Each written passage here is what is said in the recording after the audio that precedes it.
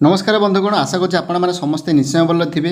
2018 OTET paper आसीथिबा CDB आम pedagogy part को एठार आलोचना करवा। 1 नंबर क्वेश्चन, संवेदीकारक पर्यायर बयस सीमा केते? ऑप्शन नंबर ए 7 ରୁ 11, ऑप्शन नंबर बी 4 ରୁ 7, ऑप्शन नंबर सी 2 ରୁ 4 ना ऑप्शन नंबर डी जन्म ରୁ 1.5 वर्ष। ताले यार सठिक उत्तर हो ऑप्शन नंबर डी जन्म ରୁ 1.5 वर्ष। 2 नंबर क्वेश्चन, निम्नलिखित मध्यरु केउ नियमटी शिक्षण पाई शारीरिक और मानसिक प्रस्तुति उपर गुरुत्व दिए?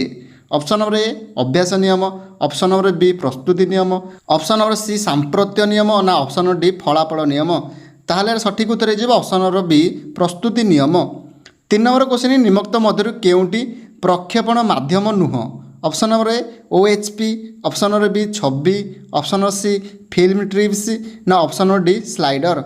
ताहले सठिक उत्तर हो ऑप्शन नंबर बी छवि। 4 नंबर क्वेश्चन, पाठ्यक्रम व्यतीत अन्य क्षेत्र में प्रगतिर लिपिबद्ध करने केउ पदक्रम बिंदु मापनी को व्यवहार कराए? ऑप्शन नंबर ए 5 बिंदु मापनी, ऑप्शन नंबर बी 7 बिंदु मापनी, ऑप्शन नंबर सी 3 बिंदु मापनी ना ऑप्शन नंबर डी एमानक मध्यरु कोनोसीटी नुह।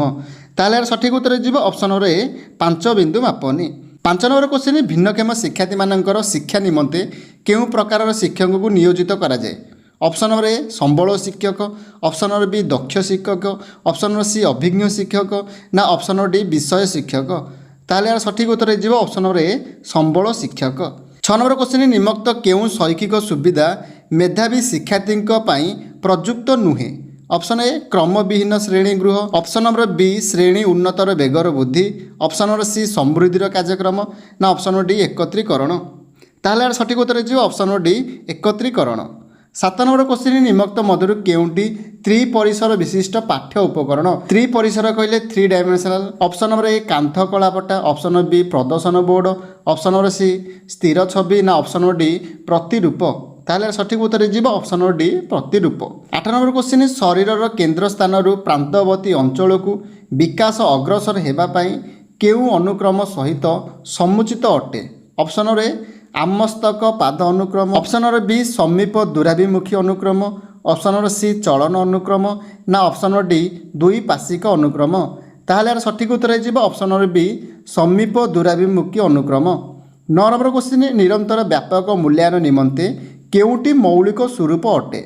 ऑप्शन नंबर ए कृतकार्य किंबा अकृतकार्यर प्रकाशन, ऑप्शन नंबर बी प्रमाणपत्र प्रदान करिबा, ऑप्शन नंबर सी शिक्षार्थीर प्रगति को सुगम करने ना ऑप्शन नंबर डी एमानक मध्यरु कोनोसीटी नुह। ताहले सठिक उत्तर हो ऑप्शन नंबर सी शिक्षार्थीर प्रगति को सुगम करने। 10 नंबर क्वेश्चन, केउटी अभ्यातनीय अभिप्रेरणर एक उदाहरण अटे? ऑप्शन ए प्रतिद्वंदिता, ऑप्शन बी प्रशंसा, ऑप्शन नंबर सी पुरस्कार ना ऑप्शन नंबर डी आकांक्षार स्तर। ताहले सठिक उत्तर हो ऑप्शन नंबर डी आकांक्षार स्तर।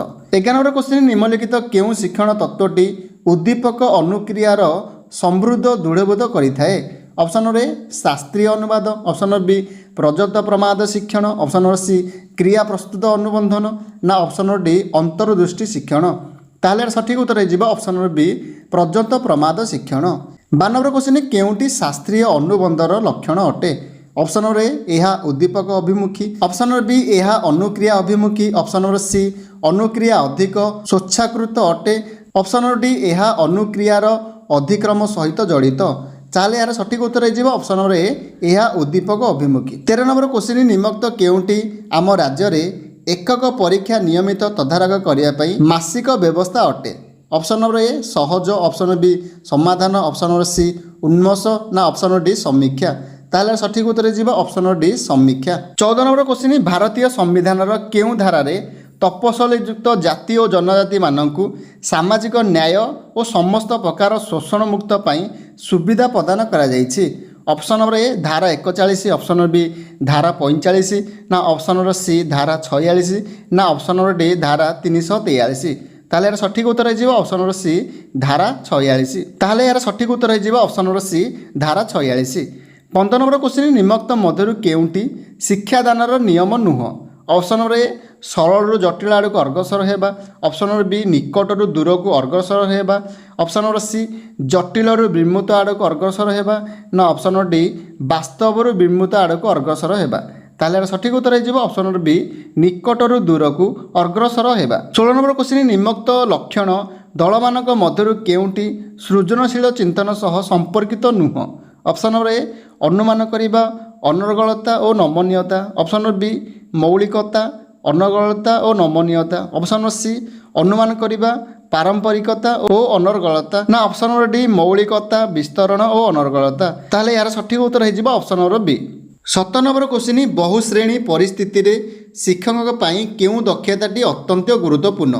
ଅପସନ୍ ନମ୍ବର ଏ ଗତି ଯୋଜନା। ଅପସନ୍ ନମ୍ବର ବି କୌଶଳର ବ୍ୟବହାର। ଅପସନ୍ ନମ୍ବର ସି ଶ୍ରେଣୀ ସ୍ୱାଭାବିକ କାର୍ଯ୍ୟର ଅନୁରକ୍ଷଣ। ନା ଅପସନ୍ ନମ୍ବର ଡି ବୁଦ୍ଧିର ବ୍ୟବହାର।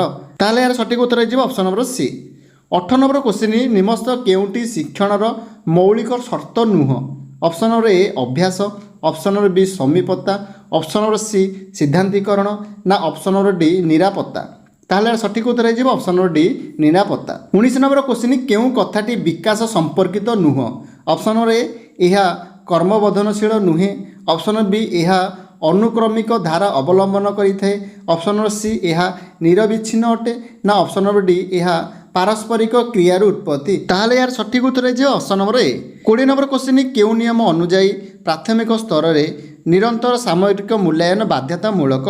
ଅପସନ୍ ନମ୍ବର ଏ RIT act 2005। Option number B RCFCE act 2009।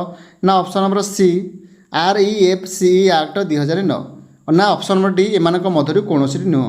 ତାହେଲେ ଏହାର ସଠିକ ଉତ୍ତର ହେଇଯିବ option number B RCFCE act 2009। 21 number question, କେଉଁଟି ଶିକ୍ଷଣ ପ୍ରକ୍ରିୟା ସହିତ ସମ୍ପର୍କିତ ନୁହଁ? ଅପସନ୍ ଏ ଉଦ୍ଦେଶ୍ୟ। ଅପସନ୍ ବି ଧାରାବାହିକତା। ଅପସନ୍ ନମ୍ବର ସି ଉପଯୋଜନା। ନା ଅପସନ୍ ନମ୍ବର ଡି ସ୍ୱୟଂକ୍ରିୟା ଆଚରଣ। ତାହେଲେ ଏହାର ସଠିକ ଉତ୍ତର ହେଇଯିବ ଅପସନ୍ ନମ୍ବର ଡି ସ୍ୱୟଂକ୍ରିୟା ଆଚରଣ। 22 ନମ୍ବର କ୍ୱେଶ୍ଚିନ୍, କେଉଁଟି ମାନସିକ ଅନଗ୍ରସର ପିଲାଙ୍କର ଲକ୍ଷଣ ଅଟେ? ଅପସନ୍ ନମ୍ବର ଏ ସାମାଜିକ ଅକ୍ଷମତା। ଅପସନ୍ ନମ୍ବର ବି ସାଧାରଣ ବୌଦ୍ଧିକ କାର୍ଯ୍ୟ। ଅପସନ୍ ନମ୍ବର ସି ଅତ୍ୟଧିକ ଭାଷାଗତ ବିକାଶ। ନା ଅପସନ୍ ନମ୍ବର ଡି ଉପରୋକ୍ତ ମଧ୍ୟରୁ କୌଣସିଟି ନୁହଁ। ତାହେଲେ ଏହାର ସଠିକ ଉତ୍ତର ହେଇଯିବ ଅପସନ୍ ନମ୍ବର ଏ ମାନସିକ ଅକ୍ଷମତା। 23 ନମ୍ବର କ୍ୱେଶ୍ଚିନ୍, କେଉଁଟି ପିଆଜଙ୍କ ବୌଦ୍ଧିକ ବିକାଶ ସହିତ ସମ୍ପର୍କିତ ନୁହେଁ? ଅପସନ୍ ନମ୍ବର ଏ ଅନ୍ତଃଗ୍ରହଣ। ଅପସନ୍ ନମ୍ବର ବି ପ୍ରତିଯୋଜନା। ଅପସନ୍ ନମ୍ବର ସି ପ୍ରମାଣୀକରଣ। ନା ଅପସନ୍ ନମ୍ବର ଡି ସମତୁଲ୍ୟତା। ତାହେଲେ ଏହାର ସଠିକ ଉତ୍ତର ହେଇଯିବ ଅପସନ୍ ନମ୍ବର ସି ପ୍ରମାଣୀକରଣ। 24 ନମ୍ବର କ୍ୱେଶ୍ଚିନ୍, ଯେଉଁ ଶାରୀରିକ ଶକ୍ତି କାର୍ଯ୍ୟ ସମ୍ପାଦନ କରିବାକୁ ପ୍ରାଣୀକୁ କ୍ରିୟାଶୀଳ କରାଏ ତାହା କେଉଁ ନାମରେ ପରିଚିତ? ଅପସନ୍ ନମ୍ବର ଏ ପ୍ରାଣଦନା। ଅପସନ୍ ବି ସହଜାତ ପ୍ରବୃତ୍ତି। ଅପସନ୍ ସି ଆବେଗ। ନା ଅପସନ୍ ନମ୍ବର ଡି ଆବଶ୍ୟକତା। ତାହେଲେ ଏହାର ସଠିକ ଉତ୍ତର ହେଇଯିବ ଅପସନ୍ ନମ୍ବର ଏ ପ୍ରାଣଦାନ। 25 ନମ୍ବର କ୍ୱେଶ୍ଚିନ୍, ମୂଲ୍ୟାୟନ ଦୃଷ୍ଟିରୁ କେଉଁଟି ଅନ୍ୟ ତିନୋଟି ଠାରୁ ଭିନ୍ନ? ଅପସନ୍ ନମ୍ବର ଏ କ୍ରମ ନିର୍ଦ୍ଧାରଣ ମାପକ। ଅପସନ୍ ନମ୍ବର ବି ପ୍ରଗତିପତ୍ର। ଅପସନ୍ ନମ୍ବର ସି ଯାଞ୍ଚ ତାଲିକା। ନା ଅପସନ୍ ନମ୍ବର ଡି ପ୍ରଶ୍ନାବଳୀ। ତାହେଲେ ଏହାର ସଠିକ ଉତ୍ତର ହେଇଯିବ ଅପସନ୍ ନମ୍ବର ବି ପ୍ରଗତିପତ୍ର। 26 ନମ୍ବର କ୍ୱେଶ୍ଚିନ୍, ମାୟୋପିଆ ଶବ୍ଦଟି କେଉଁ ପ୍ରକାରର ପିଲାଙ୍କ ପାଇଁ ସଂଶ୍ଳିଷ୍ଟ? ଅପସନ୍ ନମ୍ବର ଏ ମାନସିକ ଅନଗ୍ରସର। ଅପସନ୍ ବି ଶ୍ରବଣ ବାଧିତ। ଅପସନ୍ ନମ୍ବର ସି ଦୃଷ୍ଟିବାଧିତ। ନା ଅପସନ୍ ନମ୍ବର ଡି ଆବେଗିକ ବିଶୃଙ୍ଖଳା। ତାହେଲେ ଏହାର ସଠିକ ଉତ୍ତର ହେଇଯିବ ଅପସନ୍ ନମ୍ବର ସି ଦୃଷ୍ଟିବାଧିତ। 27 ନମ୍ବର କ୍ୱେଶ୍ଚିନ୍, ମଣିଷର କେଉଁ ଲକ୍ଷଣଟି ବଂଶାନୁକ୍ରମ ଦ୍ୱାରା ନିର୍ଦ୍ଧାରିତ ହୋଇଥାଏ? ଅପସନ୍ ନମ୍ବର ଏ ନୈତିକ। ଅପସନ୍ ନମ୍ବର ବି ସ୍ୱଭାବ। ଅପସନ୍ ନମ୍ବର ସି ବୃଦ୍ଧି। ନା ଅପସନ୍ ନମ୍ବର ଡି ସାମାଜିକ। ତାହେଲେ ଏହାର ସଠିକ ଉତ୍ତର ହେଇଯିବ ଅପସନ୍ ନମ୍ବର ସି ବୃଦ୍ଧି। 28 ନମ୍ବର କ୍ୱେଶ୍ଚିନ୍, ଶିକ୍ଷକଙ୍କ ଦ୍ୱାରା ବ୍ୟବହାର କରାଯାଉଥିବା ସକାରାତ୍ମକ ବାଚିକା ପୁନର୍ବଳନ ସହିତ କେଉଁଟି ସମ୍ପୃକ୍ତ ନୁହେଁ?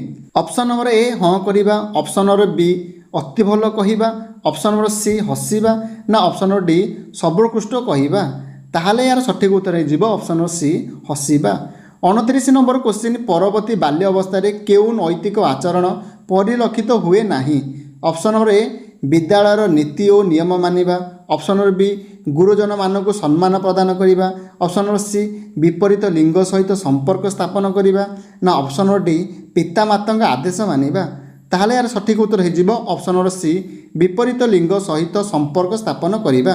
ଆଜିର ଶେଷ କ୍ୱେଶ୍ଚିନ୍, ନିମ୍ନୋକ୍ତ କେଉଁଟି ଶିକ୍ଷାର୍ଥୀ କେନ୍ଦ୍ରିକ ଶିକ୍ଷା ଉପରେ ଆଧାରିତ? ଅପସନ୍ ନମ୍ବର ଏ ଶିକ୍ଷାର୍ଥୀର ଆବଶ୍ୟକତା, ସାମର୍ଥ୍ୟ ଓ ଆଗ୍ରହ। ଅପସନ୍ ନମ୍ବର ବି ଶିକ୍ଷକଙ୍କର ଗୁଣାତ୍ମକ ଶିକ୍ଷାଦାନ ଉପରେ ଶିକ୍ଷାର୍ଥୀର ଶିକ୍ଷଣ ନିର୍ଭରଶୀଳ କରେ। ଅପସନ୍ ନମ୍ବର ସି ଶିକ୍ଷକ ସକ୍ରିୟ ଓ ଶିକ୍ଷାର୍ଥୀ ନିଷ୍କ୍ରିୟ ଥାଆନ୍ତି।